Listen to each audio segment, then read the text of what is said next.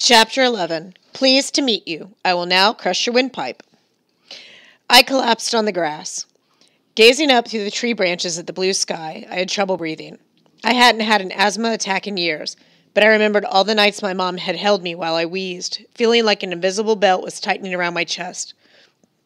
Maybe you're wondering why my mom would take me camping and climbing mountains if I had asthma, but being outside always helped. Lying in the middle of the atrium, I breathed in the fresh air and hoped my lungs would settle down. Unfortunately, I was pretty sure this wasn't an asthma attack. This was a complete nervous breakdown. What shook me wasn't the fact that I was dead, stuck in a bizarre Viking afterlife where people ordered pig heads from the room service menu and impaled each other in the lobby. The way my life had gone so far, I could accept that. Of course I'd end up in Valhalla on my 16th birthday. Just my luck. What really hit me for the first time since my mom died, I was in a comfortable place, alone and safe, well, as far as I could tell at the moment.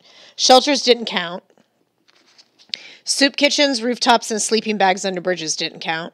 I'd always slept with one eye open. I could never relax. Now I was free to think. And thinking wasn't a good thing. I'd never had the luxury of grieving properly for my mom. I'd never had the time to sit and feel sorry for myself. In a way, that had been as helpful to me as the survival skills my mom had taught me, how to navigate, how to camp, how to make a fire.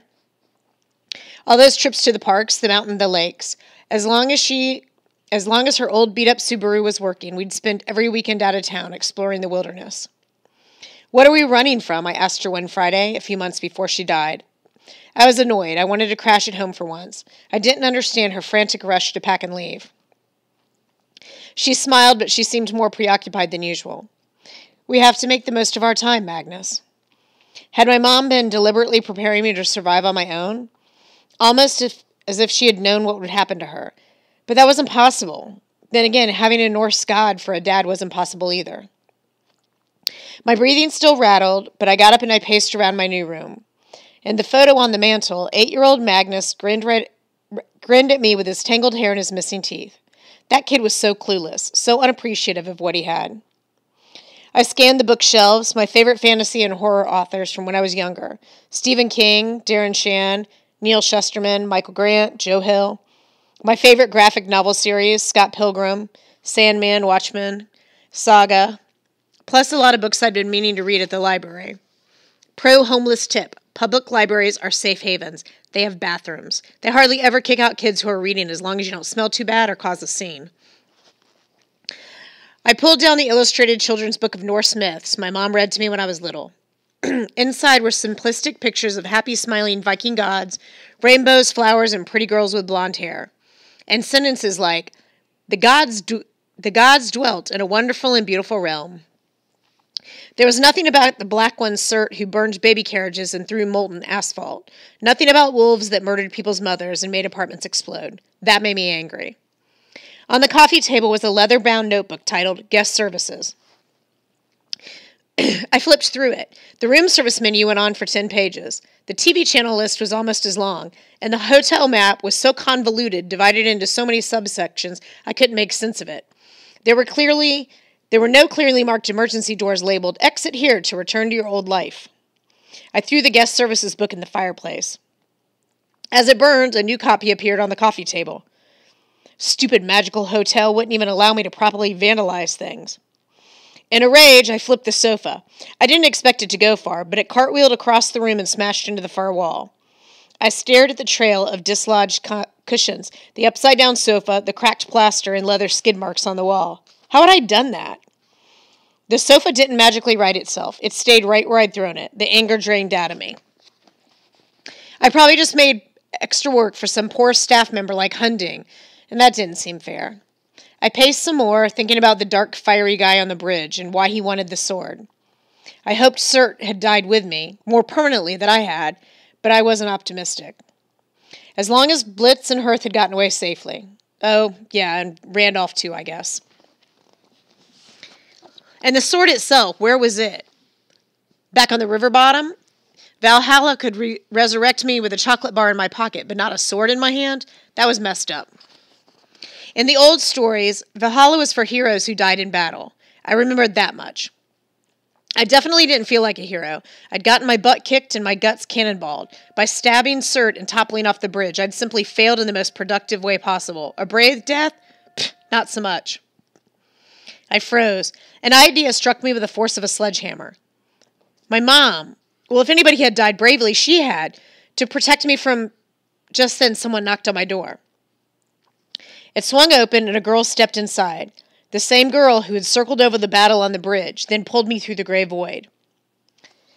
She ditched her helmet, chainmail, and glowing spear. Her green headscarf was now around her neck, letting her long brown hair spill freely about her shoulders. Her white dress was embroidered with Viking runes around the collar and cuffs. From her golden belt hung a set of old-fashioned keys and a single-bladed axe.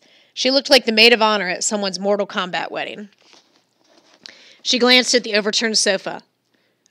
Did the furniture offend you? You're real, I noted. She patted her round arms. Yes, it seems I am. My mother, I said. No, she said, I am not your mother. I mean, is she here in Valhalla? The girl's mouth formed a silent O. She gazed over my shoulder as if considering her answer. I'm sorry, Natalie Chase was not among the chosen. But she was the brave one. She sacrificed herself for me. I believe you. The girl examined her keyring. But I would know if she were here. We Valkyries are not allowed to choose everyone who dies bravely. There are many factors, many different afterlives. Well, then where is she? I want to be there. I'm no hero. She surged toward me, pushing me against the wall as easily as I'd flipped the sofa. She pressed her forearm against my throat. Don't say that, she hissed. Do not say that, especially at dinner. Her breath smelled like spearmint. Her eyes were somehow dark and bright at the same time.